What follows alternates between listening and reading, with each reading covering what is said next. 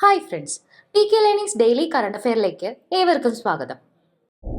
March 22 ലോക ജലദിനം. 2025 പ്രമേയം glacier സംരക്ഷണം. തിരുവിതാംകൂർ ദേവസ്വം ബോർഡിന്റെ 2025 മാധവമുദ്ര സാഹിത്യ പുരസ്കാരം നേടിയത് ആരാണ്?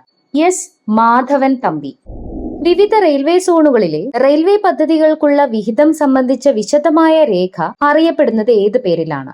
Pink book. ആഗോളതാപനത്തിൽ നിന്നും ഭൂമിയെ രക്ഷിക്കാൻ വേൾഡ് വൈഡ് ഫണ്ട് ഫോർ നേച്ചറിന്റെ നേതൃത്വത്തിൽ നടത്തുന്ന ഭൗമ മണിക്കൂർ 2025 ആചരിക്കുന്നത് എപ്പോഴാണ്? ലോക ജലദിനമായ മാർച്ച് 22 രാത്രി 8:30 മുതൽ 9:30 വരെ. സാധാരണയായി മാർച്ചിലെ അവസാന ശനിയാഴ്ചയാണ് ഭൗമദിനം ആചരിക്കാറ്.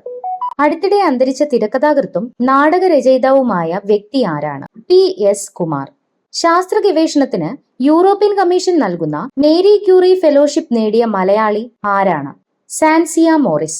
2.83 കോടി രൂപയാണ് ഫെലോഷിപ്പ് തുക.